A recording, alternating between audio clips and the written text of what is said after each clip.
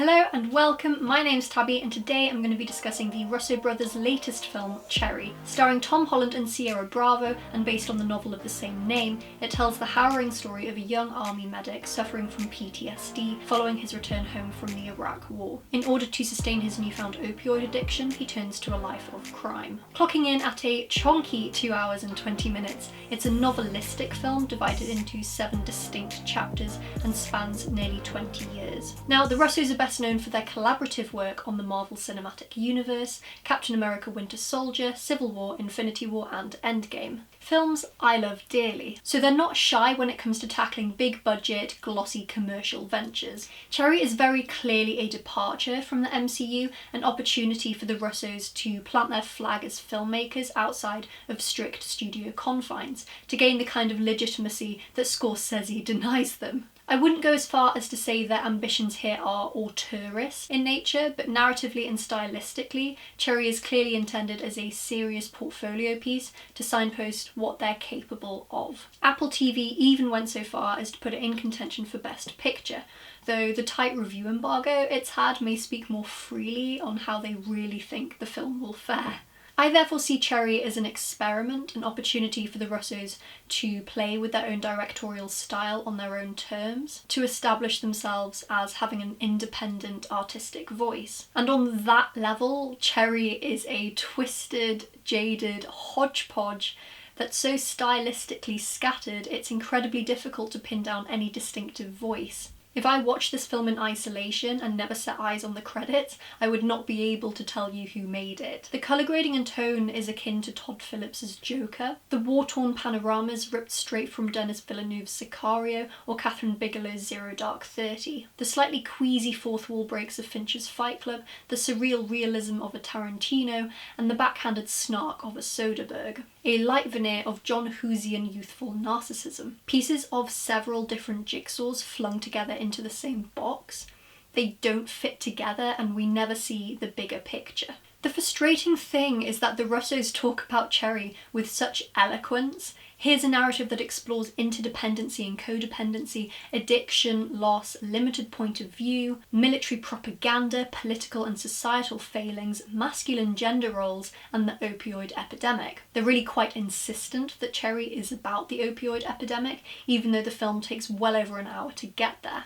On the surface, its themes are relevant and prevalent, but for some reason after the film's 4th chapter, it essentially abandons a rather interesting interrogation of gender roles in favour of the misguided heisting so prevalent in the film's trailer. The restrictive narrative point of view, Cherry's point of view, that unravels non-linearly with the ever-present promise of narration, holds water for the very simple fact that Tom Holland manages to turn a sieve into a bucket. He is very good in this. Attempting the challenge of flitting between a present and future version of himself within a single scene is itself commendable. That he manages to pull it off marks him out as an incredibly exciting dramatic talent. There are 5 or more roles within the character of Cherry that he has to differentiate. The same character, different stages of life, pre-war, post-war, and everything in between and beyond.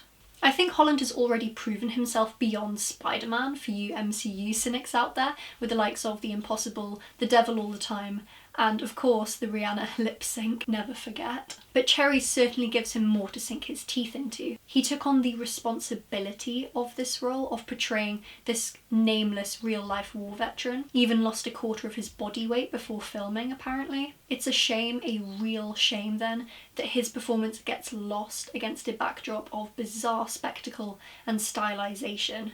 It's gratuitously finicky. Ciara Bravo's character Emily proved a very interesting study when filtered through this one-mind masculine point of view, in that she had, well, very little character.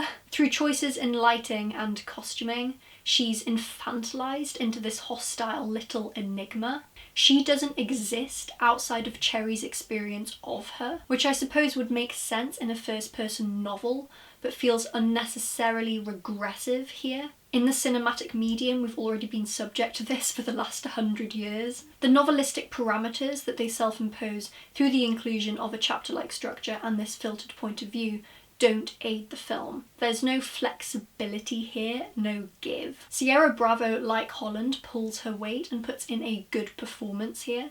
In a film that occasionally lacks tact, the two leads maintain a certain level of mature accountability. Even when they tie that stupid little white ribbon around Emily's neck, she maintains her cool.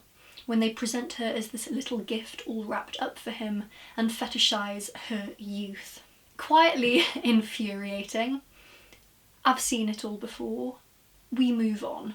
Though its stylized morbidity held my attention and interest through its opening chapters, Cherry quickly spiraled into a film that suffered dearly under a poor overarching narrative and voiceless direction. Though it deals with situations, threats and failings that are in desperate need of discussion and representation in the media, the artificial veneer that coats Cherry like a layer of grease ultimately suffocates it.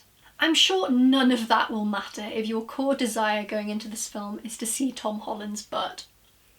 If that's you, I hope you enjoy the film. You may even get more than you bargained for. I'm giving Cherry a 4 out of 10 and it'll be available on Apple TV from the 12th of March. And that's all from me. If you enjoyed today's video, drop a like down below. Let me know what you thought of Cherry in the comments, and if you want more reviews, discussions, film festival coverage and countdowns, be sure to subscribe. Until next time.